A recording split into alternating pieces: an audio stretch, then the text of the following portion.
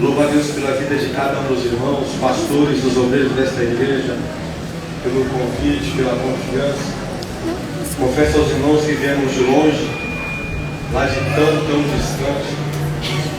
Atravessamos a cidade para estar aqui, mas tudo para a honra e glória do nome de Jesus. Prometo aos irmãos que não serei cansativo, mas vamos juntos entender aquilo que Deus tem reservado para nós nessa noite. Porque é um texto, um tema muito sugestivo para nós, e que nós temos a incumbência de cada dia mais conhecer e prosseguir em conhecer a palavra do Senhor. O próprio Jesus já nos alertou que quando nós meditamos nas Escrituras, nós encontramos vida. Quando nós mergulhamos e nos debruçamos nas Sagradas Escrituras, nós nos encontramos. Nós vamos ver que o apóstolo Paulo ele compara a Bíblia com um espelho.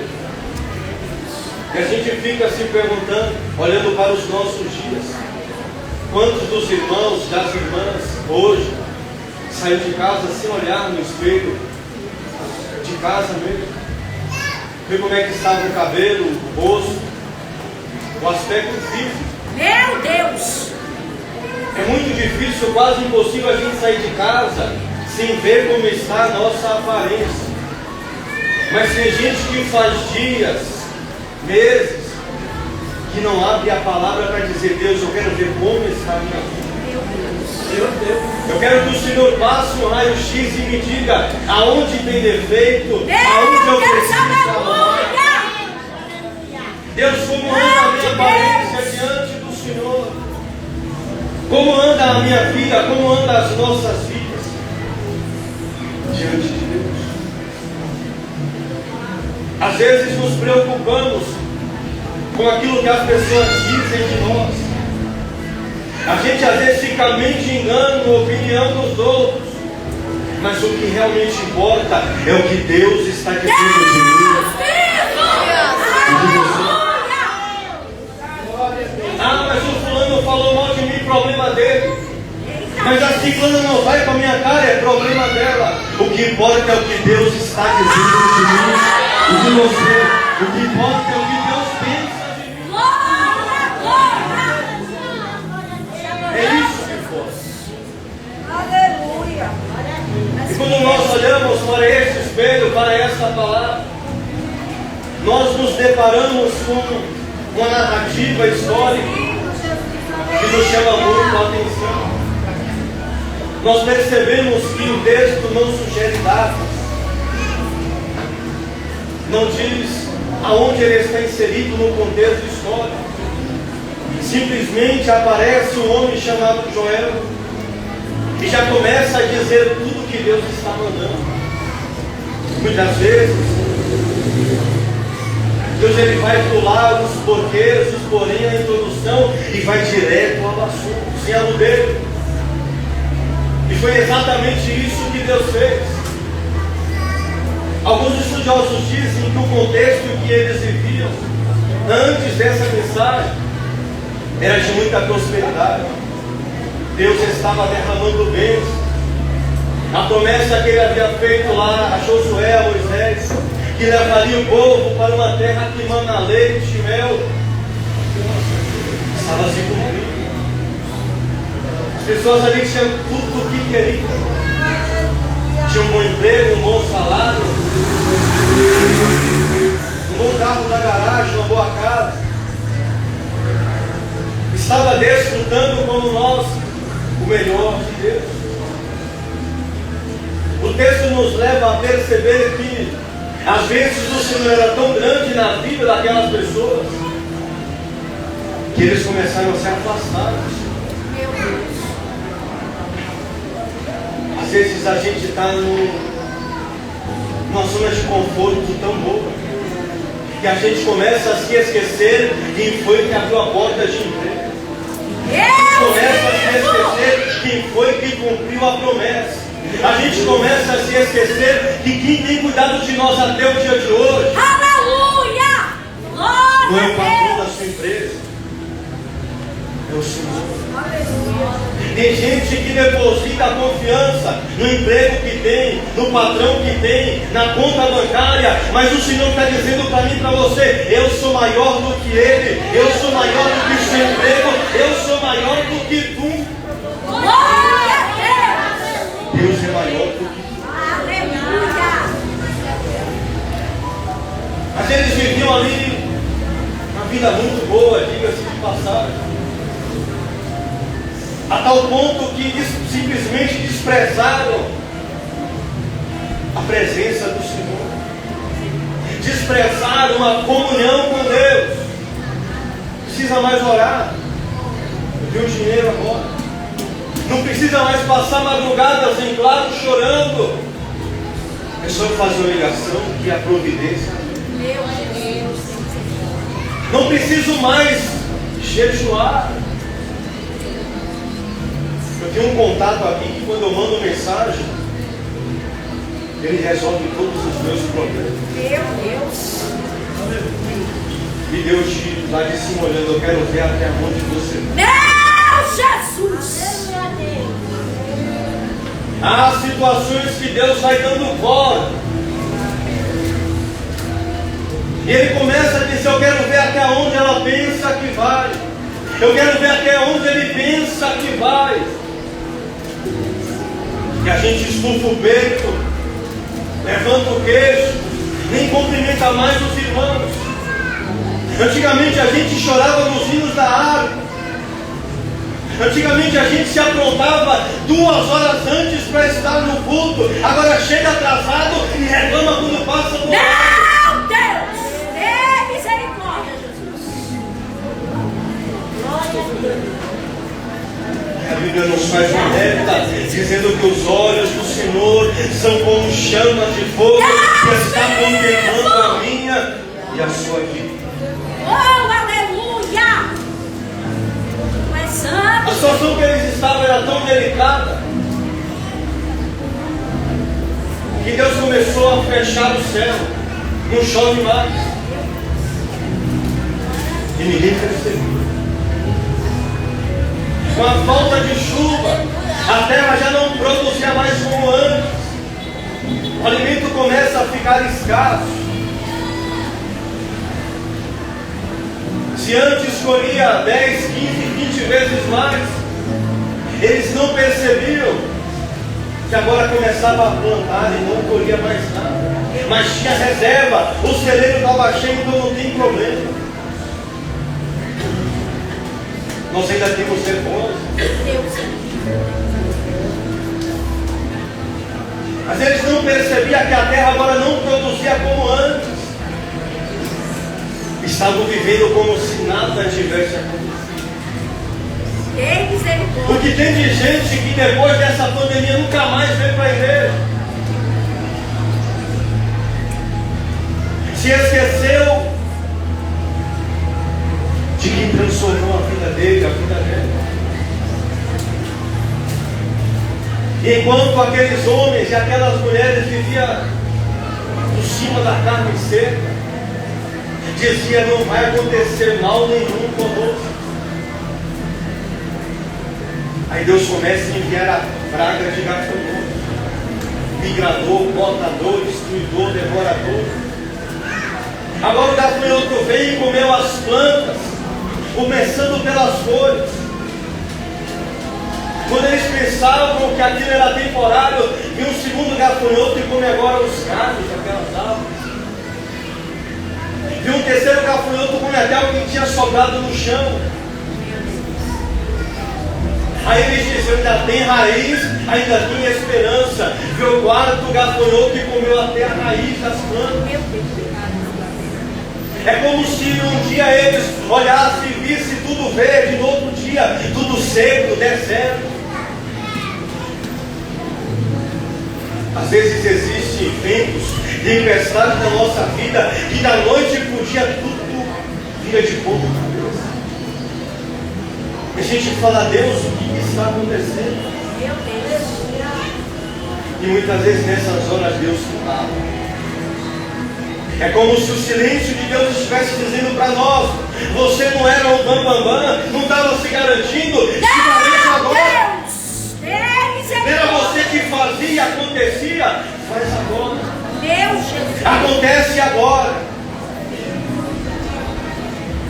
A teimosia era tão grande, eles não percebiam que a terra estava seca. Eles pegavam os poucos recursos que ainda não havia acabado e plantavam. Mas como não tinha água, a semente estava morrendo dentro da terra seca. Eles ficavam olhando, cadê a chuva? E é justamente na hora da dor que a gente começa a dizer: cadê o Deus que nos tirou do Egito? Cadê o Deus que nos fez promessas? Cadê o Deus que me resgatou, que nos livrou do lamaçal do pecado? Cadê esse Deus? Eita Deus. Agora não havia mais fartura, agora havia fome. Se alguma hora estava sobrando, agora estava faltando. Às vezes a gente olha para nós e diz: graças a Deus eu nunca vou precisar de ajuda. Aí a gente fala: Deus, envia socorro. Mas o melhor de tudo isso é que Deus sempre está no controle. Deus, Ele não perdeu o controle da situação. Nem um segundo sequer. Glória, glória. Não perdeu, não perdeu. Aleluia. Deus vive poderoso. Eu te amo, Senhor. Ele está no controle de todas as Glória a Deus, obrigado. Irmãos, o texto nos diz que até os animais estavam morrendo de fome. Às vezes nós pensamos que as nossas decisões só vai prejudicar a nós mesmos. Nada disso. No dia que alguém aceitou Jonas dentro do barco por causa de um desobediente, ia todo mundo perecer. Cuidado com o que você está tomando de decisão, porque a minha, a tua casa pode sofrer por causa disso. A nossa igreja pode sofrer por causa disso. Meu Deus. É por isso que a Bíblia diz lá no livro de Samuel que é melhor obedecer do que sacrificar. Eita Jesus. É melhor obedecer. Se fosse hoje, Samuel ia dizer: é melhor obedecer do que chorar o leite derramado. Meu Deus. É melhor obedecer. Nós te adoramos, Jesus. E o interessante de tudo isso é que nós estamos cansados de saber de tudo isso. A gente só não põe em prática, a gente só não faz valer a palavra. Meu Deus, Porque muitas vezes não é do jeito que eu quero, não é do jeito que eu planejei, mas quem te disse que é do nosso jeito, é do jeito dele. aleluia. É do jeito que ele Glória a Deus. planejou. A minha opinião não vale de nada mediante ao poder e à autoridade da palavra de Jesus. Sinto muito decepcionar os irmãos, mas Deus não pediu a nossa opinião. Ele faz do jeito que ele quer. Louvado seja Deus. Vamos guardar nossa opinião para nós. E vamos dizer: Deus, o que eu tenho que fazer? Capítulo 1 do livro de Joel termina com um grito de socorro. Eles dizem: socorro, Senhor. Vem nos socorrer. Versículo 18 e 19. Ele diz: a ti clamo, Senhor, porque o fogo destruiu as passagens, as chamas consumiram até as árvores do campo. Também todos os animais suspiram, até os animais estavam clamando a Deus. E é justamente nesse ambiente que Deus ele levanta um homem chamado Joel. Talvez você diz: Deus, o Senhor não me usa, fique em paz. Na hora certa, Deus vai te dizer: chegou a sua hora, chegou a sua vez.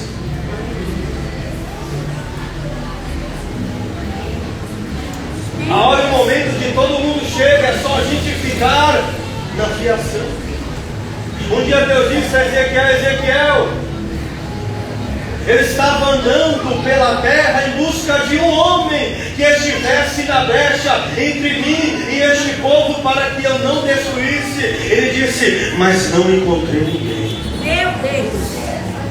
Ezequiel 22, ele disse: eu fui nos palácios, mas os reis estavam corrompidos. Eu procurei os sacerdotes, mas eles haviam se vendido.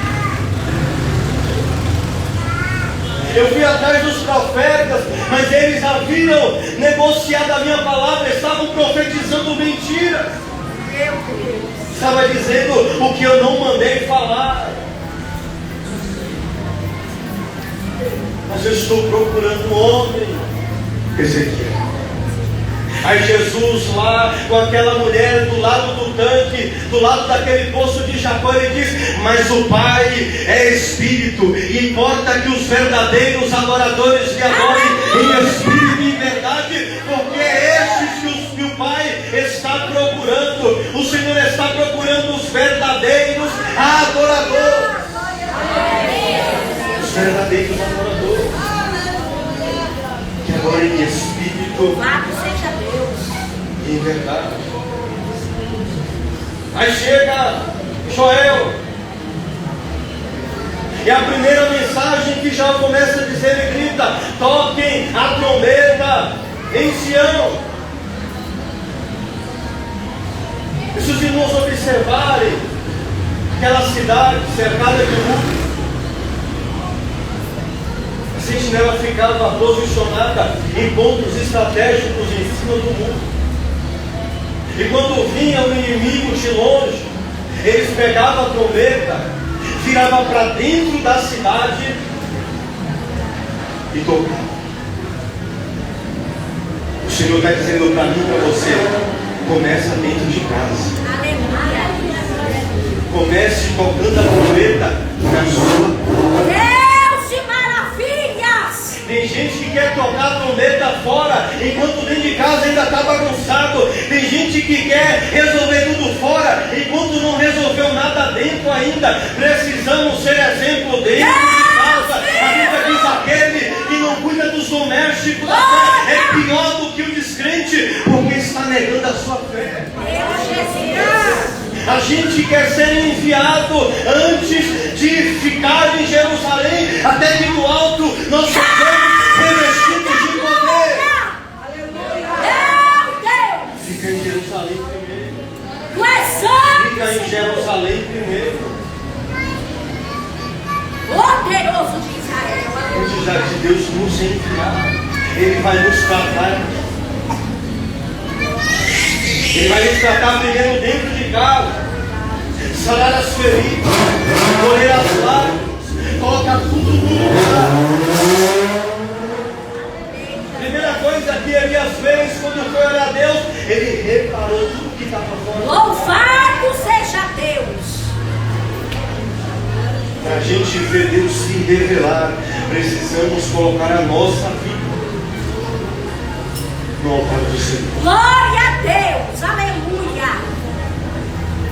E a palavra de Deus que veio era justamente isso: vamos voltar ao primeiro amor.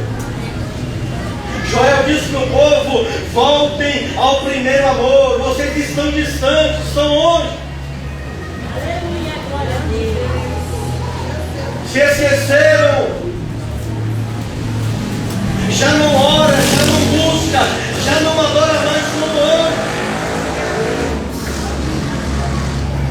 E a gente às vezes vai se distanciando que nem percebe.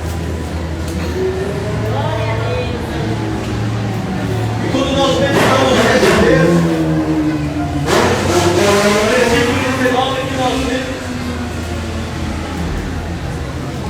nos faz entender que havia acabado o cereal, o vinho e o azeite. É como se Deus estivesse dizendo: no meio de vocês não tem mais alimento, não tem mais palavra.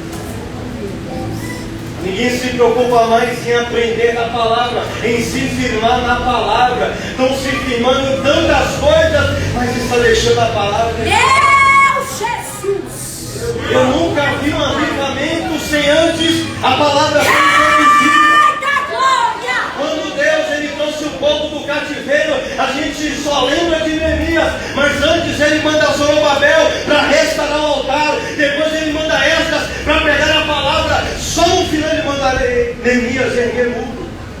A gente às vezes se preocupa muito com a aparência, só que o que mais importa é o que está aqui, Espírito é aonde Santo, nós aleluia. estamos firmados. Aleluia! Porque é onde nós estamos firmados que vai dizer se nós vamos suportar ou não o dia mal, porque o dia mal vai chegar. Se não chegou, vai chegar. E se já passou, se prepara, porque vai chegar de novo. O próprio Jesus nos alerta. Ele disse: no mundo tereis aflições, mas sede bom ânimo. Eu venci o mundo, Jesus disse. Aleluia! E Joel agora começa a dizer àquelas pessoas o que é que Deus queria que eles fizessem. A receita da nossa vitória está em Deus, está na palavra. Segundo ele disse, não tem mais fim. Ou seja, não tem mais alegria. O que tem de gente que vem para a igreja dizendo: Deus, eu não tenho nem mais vontade de ir. Senhor, se o Senhor não falar comigo hoje, eu não vou mais. Vem sim, porque quando o calo apertar, a gente só tem a Deus para recorrer. Deus e poder! É o único que não nos decepciona. Alguém cantou aqui: o homem te prometeu, mas depois se arrependeu, mas fiel é Deus. Aleluia! Fiel é Deus. A alegria nos sugere aqui saúde emocional. Porque tem de crente, por estar se afastando de Deus, tem ficado doente, tem se entregado a uma depressão e tem dito: Deus não me vê mais, Deus não olha mais para mim, eu prefiro deixar de viver, eu prefiro morrer. Aí começa a entregar o carro e dizer: pastor, eu não canto mais, não prego mais, não faço mais nada. Só que ele diz lá na frente: eu vou trazer de volta a alegria. Glória a Deus! Essas lágrimas que nós derramamos, o Senhor colhe cada uma delas. O salmista diz que Deus, Ele não rejeita um coração quebrantado e um espírito contrito.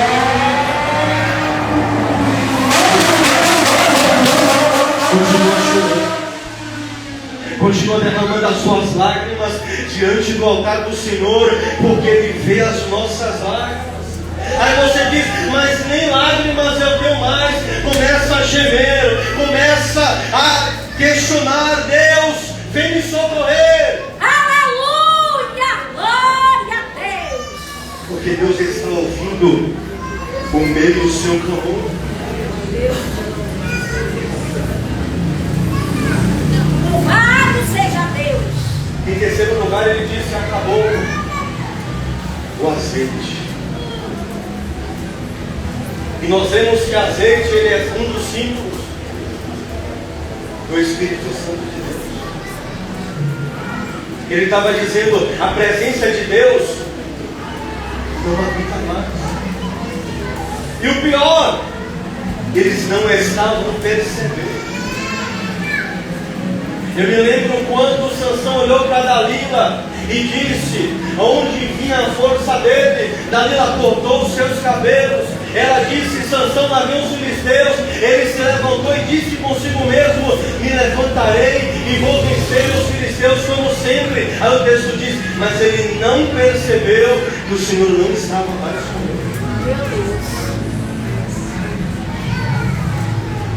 Isso é triste, porque quando o Senhor não estava mais habitando frequentando os cultos, não era mais cultos. Os cultos haviam se transformado em show, em apresentação. Eu sei que aqui não tem isso, mas nós estamos vendo aqueles que se dizem igreja se desviaram. Parece que a igreja virou circo. Parece que os membros virou plateia. Parece que os pastores viraram um palhaço que fica aqui animando o povo e o povo fazendo barulho sem saber aonde vai chegar. Meu Deus. Mas a igreja não virou circo.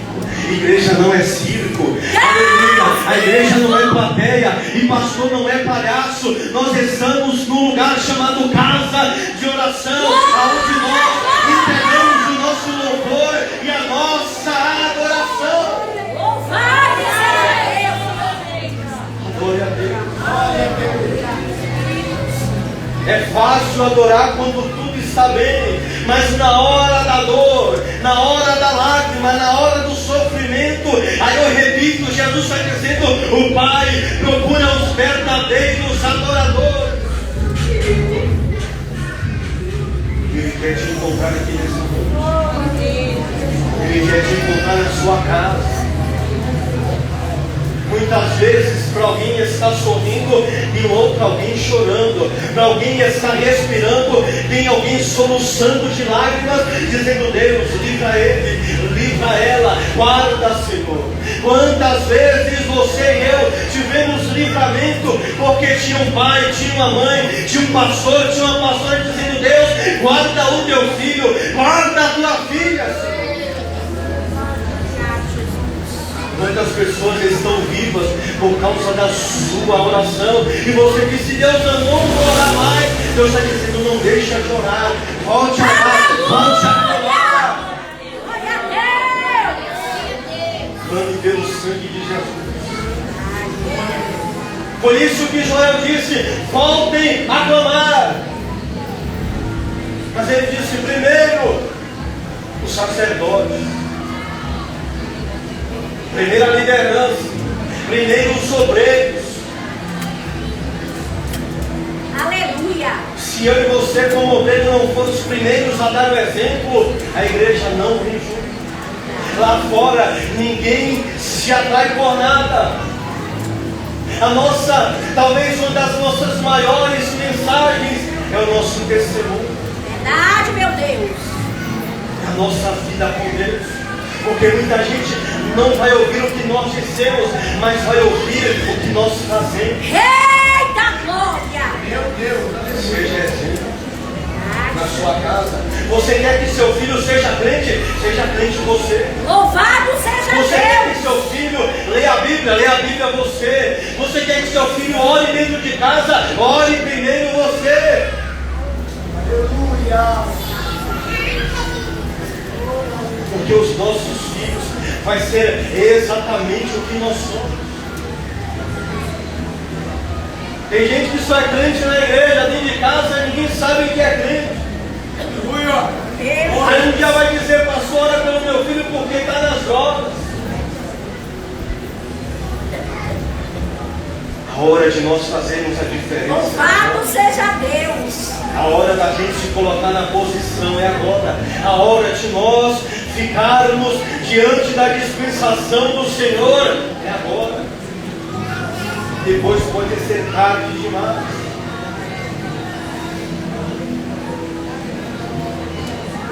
Aí Deus começa a dizer àquele povo: eu quero que vocês deixem de rasgar as vestes. Comece a rasgar o coração. Irmãos, isso daqui era para fazer a gente chorar, pelo menos todos os dias. Havia um costume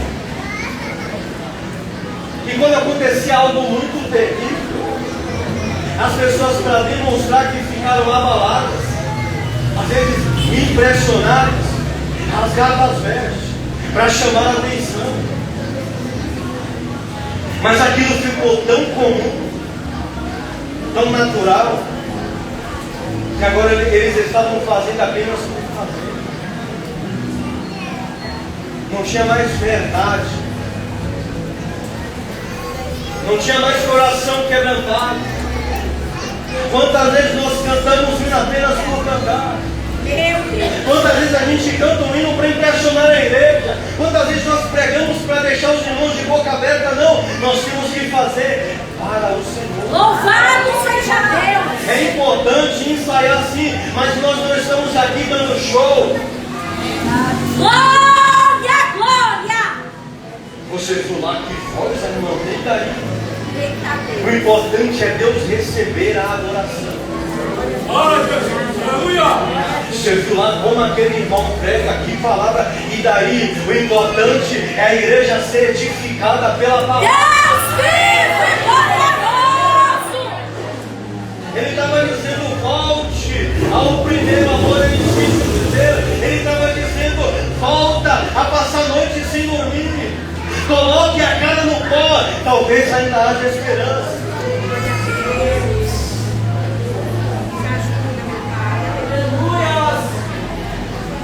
A gente meditando nisso, nós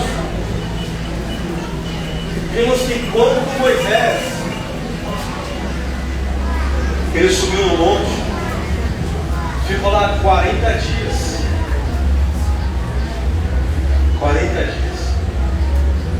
Falando face a face com Deus. E a Bíblia diz que quando Moisés desceu no monte, o rosto dele brilhava. De maneira que o povo de Israel ficava com medo de olhar para Moisés, de tamanha glória de Deus na vida dele. Aí Moisés, para deixar as pessoas um pouco mais à vontade, ele colocou um véu no rosto, para que as pessoas olhassem para ele. Até aí tudo bem.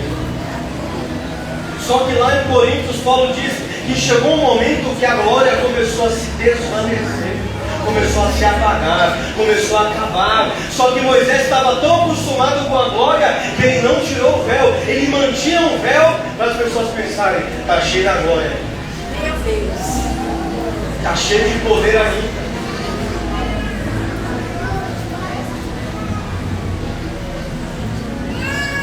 Irmãos, Moisés estava fingindo que estava cheio, mas não estava.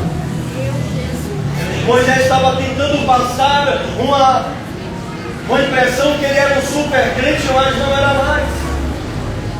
O que tem de gente na nossa geração, que talvez é a pior geração que já pisou nessa terra. Meu Deus! Que Deus já não usa mais, mas ela finge língua estranha, finge que está entregando alguma coisa, e Deus está dizendo, eu não mandei dizer isso, eu não dou esse negócio. Aí a pessoa está colocando o véu para as pessoas pensarem. Que misericórdia, Jesus! Irmãos, nós temos que impressionar somente a Deus. Aleluia! Glória a Deus!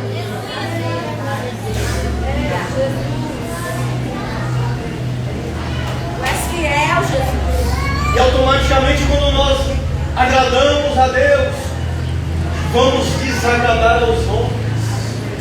Quem se constitui amigo de Deus, diz a Bíblia, automaticamente é inimigo dos homens. E muitas vezes estamos preocupados em agradar a todo mundo, menos ao Senhor. Aí Jesus estava dizendo, arranca o véu. Aleluia! Tira essa cara, tira essa máscara. E me chamou muita atenção, capítulo 1, versículo 7, aqui de Joel, que um daqueles gafanhotos arrancou a casca das árvores. O próprio Deus fez questão de arrancar a casca e deixar a nudez exposta.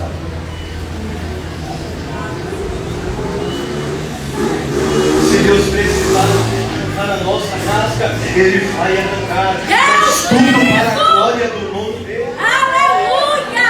Glória a Deus! Vamos deixar a casca de lado, vamos deixar a máscara de lado e vamos nos apresentar a Deus como obreiros que não tem de que se envergonhar e que manejam bem a palavra da Glória a verdade. Deus!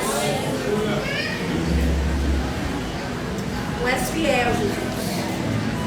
O pior não é a gente errar nem fracassar. O pior é a gente não reconhecer. Deus não espera que a gente seja crente perfeito, não. Ele espera que a gente seja arrependido. Olha aquela palavra que ele canta: eis-me aqui, Senhor, tem misericórdia de mim, porque eu sou pecador.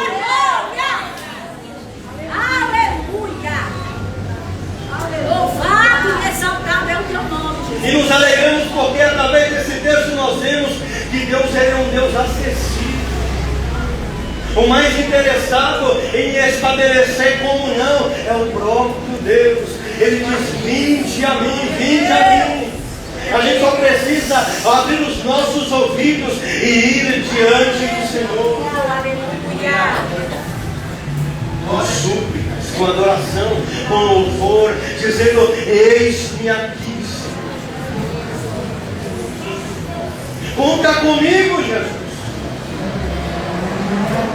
Quantas vezes, ou qualquer última vez, Senhor, conta comigo, porque eu conto com o Senhor.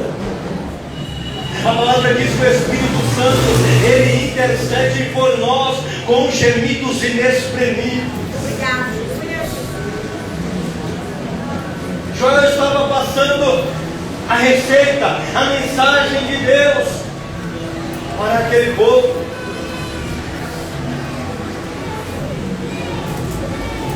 E o povo agora, creio eu, começa a se voltar para Deus.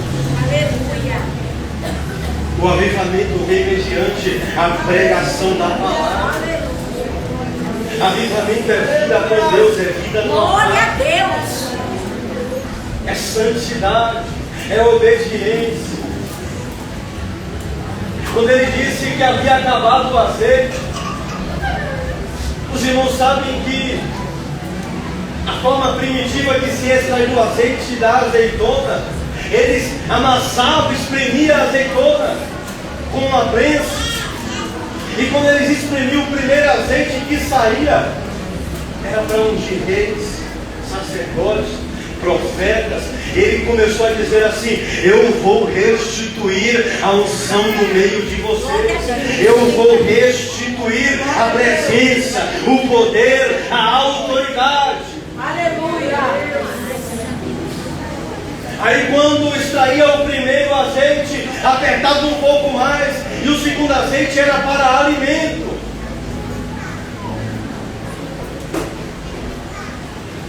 É palavra de Deus. Deus vivo. Depois que se extraía o azeite que era usado em alimento, eles colocavam mais peso ainda na prensa, e o terceiro azeite era usado em combustível para acender as lamparinas. Aí no final, quando esmagava, só sobrava o bagaço. Eles usavam aquilo para fazer sabão. E sabão nos remete à santidade, a vida com Deus. Ele estava dizendo: eu vou restituir no meio de vocês a minha presença, eu vou restituir no meio de vocês o alimento, eu vou restituir no meio de vocês o combustível para o fogo acender novamente, e demais, eu vou restituir no meio de vocês a santidade, a vida com Deus. O mais interessado em nos trazer para perto é o Senhor. Nada vai mais ser como era antes. Ele vai trazer uma novidade de vida. Louvado seja Deus. Glória a Deus. Eu repito, eles terminaram gritando: socorro. Mas quando nós viramos a página, quando nós viramos, aí Deus ele começa a dizer para mim e para você: eu tenho um capítulo novo para escrever na sua história. Eu tenho uma nova história. Eu não vou apagar o que se passou. Eu não vou descartar o que você já viveu. Eu vou fazer tudo novo. O que você viveu é testemunho, é experiência. Através da sua vida, através do seu testemunho, muita gente também vai se achegar. Você vai ser canal de bênção para alcançar outras pessoas. Glória a Deus. Deus tem uma nova história para escrever na sua vida. Glória a Deus. Deus vai restituir tudo que o gafanhoto levou. Ele estava dizendo, os anos que passaram, que foi fome, que foi dor, que foi lágrima, que foi sofrimento, ele estava dizendo, eu vou restituir, eu vou te devolver tudo que você perdeu, tudo que você semeou e não plantou, eu vou te devolver 10 vezes mais, 20 vezes mais, 100 vezes mais. Deus, ele vai restituir.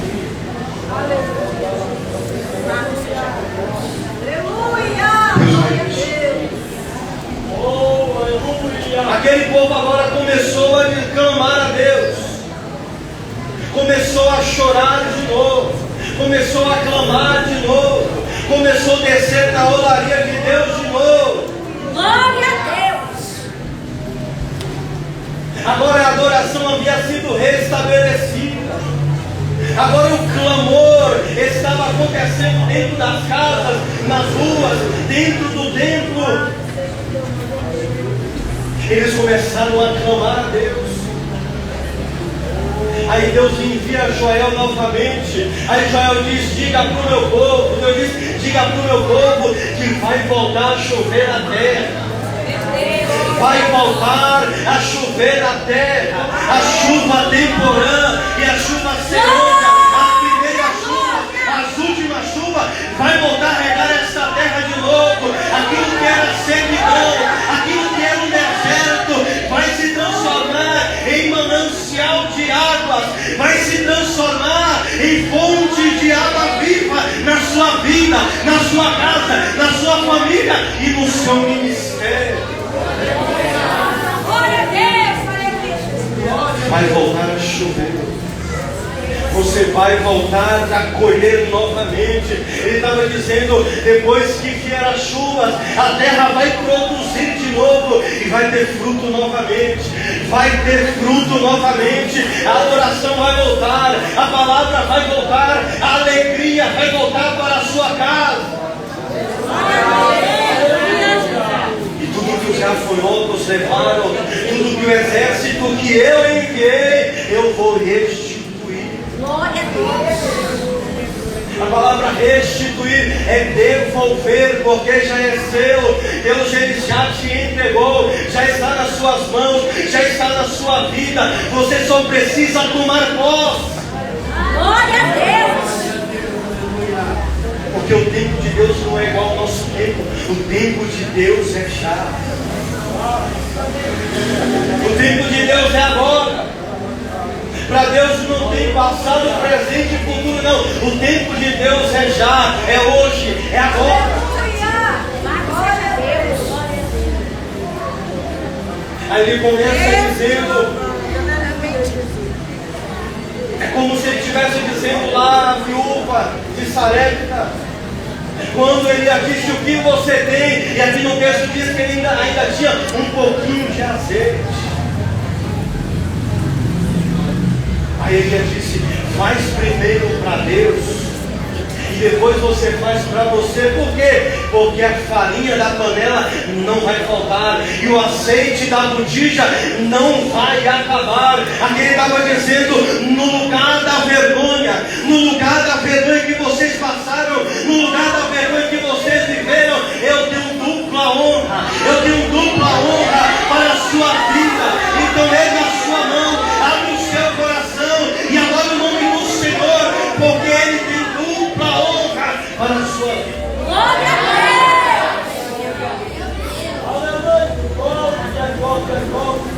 Aí ele disse, depois que tudo isso acontecer, disse o Senhor, eu derramarei do meu Espírito sobre toda a carne.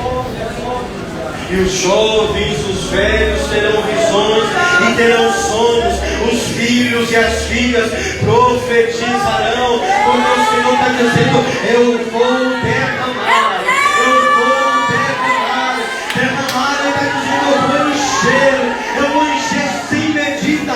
Vai transformar, vai se esparramar de um lado, do outro. Vai contagiar quem está na frente, quem está atrás. Vai haver um avivamento genuíno da palavra do Senhor na minha, na sua vida, e você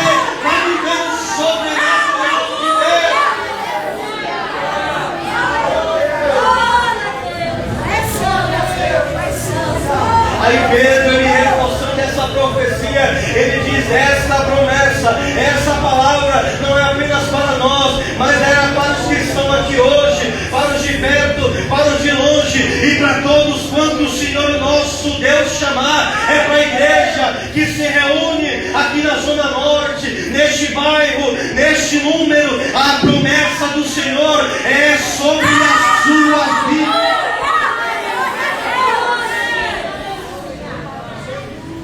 Mas você pode dizer: mas já morreu, já acabou, e aqui eu começo a encerrar. Senhor, eu vou enterrar o meu filho, o meu milagre. Um momento, alguém bateu na porta dela, desesperado, e disse: corre, seu marido. Quando ela corre, viu que ele morreu. E mediante a morte,